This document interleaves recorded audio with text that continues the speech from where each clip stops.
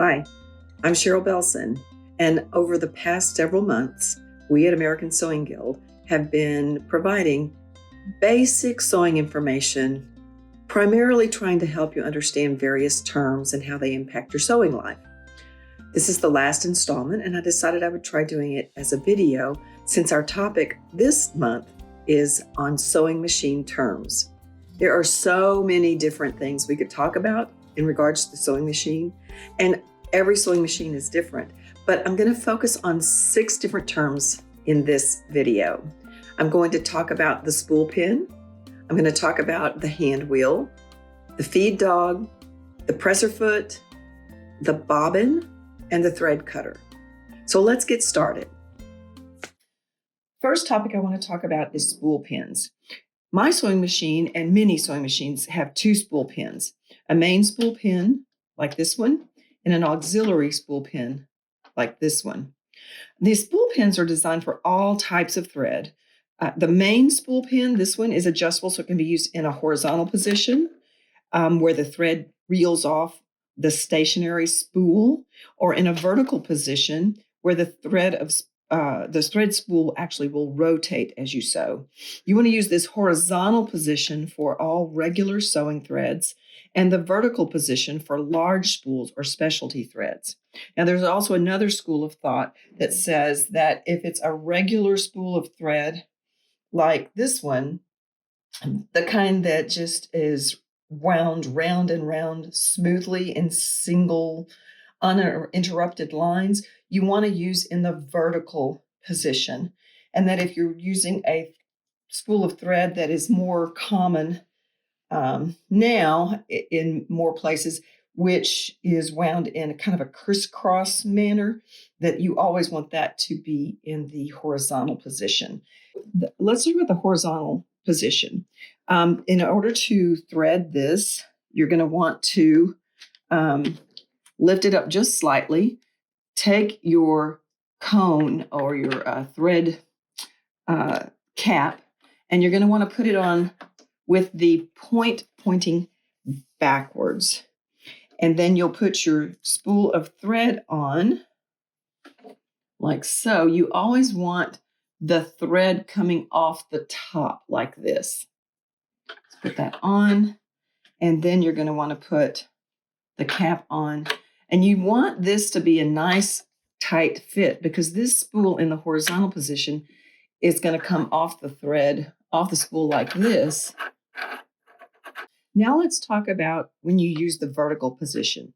Lift the spool pin up all the way and to the right. And on my machine, if I press down, it locks it in place. Now then you want to slide on the spool cap. Again, you want that to be pointing down. Slide it down. And for smaller than medium size spools, you probably want to add, you probably have a felt pad. Put that on top. And then put your spool of thread on. And you want the thread to be coming off the front of the thread. You don't need to add another spool cap on this for the vertical position because the thread's going to be pulling this way and it's not likely to pull off of the spool pin. The last thing I want to talk about is the auxiliary spool pin. Put that down. And that's this right here. This secondary spool pin is used when you're winding a bobbin from a second spool of thread, or sometimes for a second spool when you're sewing with a twin needle. You just lift up that auxiliary spool pin and slide on your spool caps in the same manner we've already talked about, and then just go right ahead with your sewing. Now let's talk about the hand wheel. It's this, in my case, it looks like a little bump or a disc or something that's on the right side of the sewing machine. It's in order to take a manual stitch, you're going to use a hand wheel. You're always going to want to turn the hand wheel towards you and not away from you. There are some times that you will turn it towards you and not away from you, but most of the time only turn it towards you. I'm going to come in close here so you can see I'm turning the handwheel towards me, and you can see that it is indeed moving my needle up and down just as it would if I were sewing with the pressing my foot, on the pedal.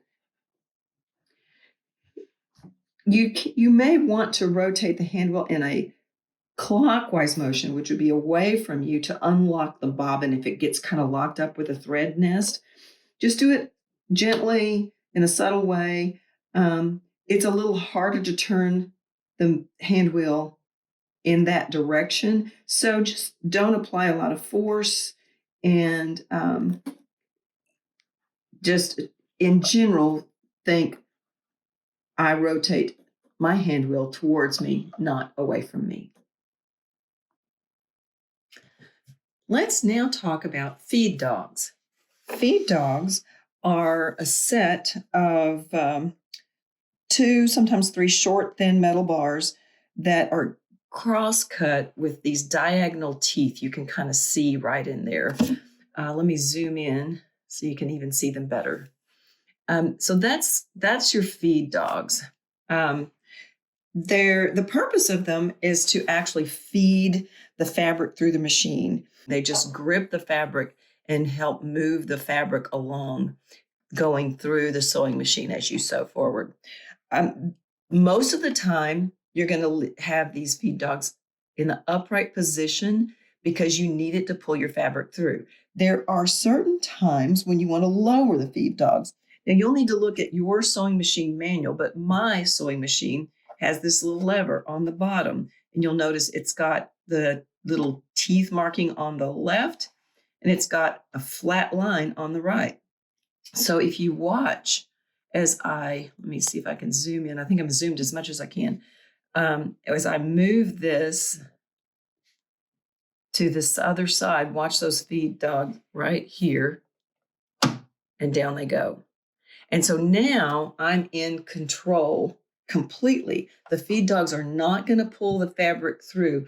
I've got to move the fabric through at the speed and manner in which I want it to go through. It's most commonly used for things like freehand motion quilting that requires you to take full control of the speed of the fabric and move it smoothly in the directions you want it to go. But then when you're ready to go back, in my case, I move this lever back here, and you notice they didn't initially pop up, but as I move along, you'll notice they're going to pop up. See them pop up right there. And now feed dogs are engaged again and will pull the fabric through for me. That is your feed dog. Now let's move to presser feet. A presser foot, as you see right here attached to my machine, keeps the fabric flat so that it doesn't rise and fall with the needle and pucker as you're stitching. There are so many different kind of sewing feet.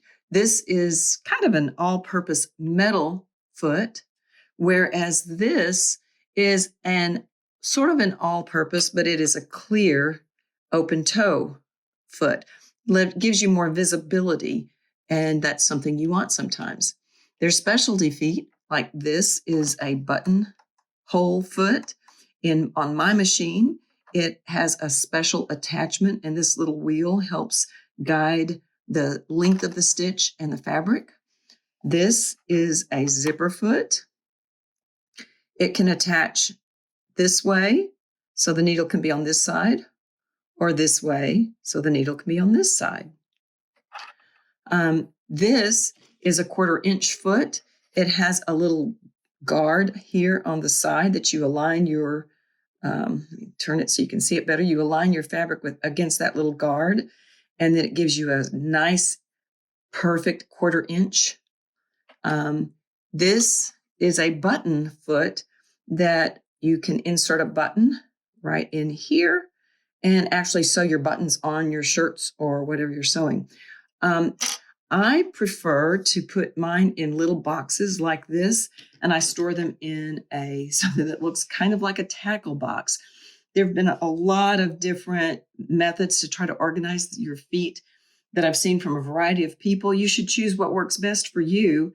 And just know that there is a foot for almost anything you want to do. These feet can run into some money. These, if you buy them from the dealer, they're going to run you probably $25, $35 a foot, and sometimes more depending on their functionality. You can get aftermarket OEM feet, and I have had different levels of success with those. Some work great and some not so much. One thing that I do recommend that you get, if your dealer offers it, is something that tells you about the various feet. I have this book called a Foot Book that goes with my sewing machine, and it tells me about all the different kind of feet, how to use them, what the different purposes are and whatnot. So I would recommend that you get something like this as your supply grows, so you can keep track of what foot does what for you. That is about sewing feet. I now want to talk about the bobbin thread, which sits below the needle. It takes 2 threads to make a stitch, and this is a bobbin that's holding the bottom thread. It's really important that you know what bobbin fits your machine. I want to show you an example. I have 2 Viking sewing machines, and these 2 bobbins really look pretty much the same. I didn't notice when I first bought my new machine, and I tried to use this clear bobbin on my new machine, and it was just making a horrible mess. I discovered that it is slightly different. If you look here, you'll see it's just slightly different in size from this colored one. This fits my new machine. This fits my previous machine. They do not work interchangeably. So first things first, make sure you're using the right bobbin for your machine. Secondly, we need to talk about winding the bobbin. To wind the bobbin, you're going to want to pull the thread up through a little hole that's really hard for me to show you on camera, but it's right there. Pull it from inside the bobbin to the outside of the bobbin. And then you remember that spool pin up at the top that's auxiliary. Next to it on my machine, there is another little place to pop the bobbin down. Now, until I press this over to this side, the sewing machine is actually engaged. Now, the bobbin winding function is engaged. Your machine will function however your dealer set it up. This is how mine works. Now let's talk about loading the bobbin into the bobbin case. Every machine is different, and you need to know what your machine requires. My machine requires that the thread come off on the left-hand side like this. Some machines want it to fall off the other side. Follow the instructions for your machine. Now I'm going to just drop my bobbin right into my bobbin case in my machine, just like that. And you see that there's this little hook right here. And in my machine, I come through that hook, and then I come around this little hook, and then I come through the thread cutter, just like that. All right. And I'm going to put the cap back on and pull the tail through the thread cutter. And my bobbin's loaded. I also thought it would be interesting for you to see just how the sewing machine works down here in the bobbin area when you're sewing. So I've pulled these threads off. I've taken my throat plate off just to give you a little bit more insight. I'm turning my hand wheel, and you're going to see the upper thread go down. You're going to see it come around. There it comes, and grab that lower thread, and it's going to pull it right on up. And that's just exactly how it makes a stitch when you're sewing. The last thing we're going to talk about is thread cutters. I have 3 thread cutters on my machine. This is one. It's on the side of my machine, and it's pretty simple. Most machines have one on the side where you bring the thread up, down through the thread cutter, and it just cuts the thread. My favorite thread cutter on my machine is actually internal, so I've taken the throat plate off. You see this little piece right here? This is actually a thread cutter, so that after I'm finished making a stitch or making a seam, I can push a button on my machine, and I'm just going to show you what happens when I do that.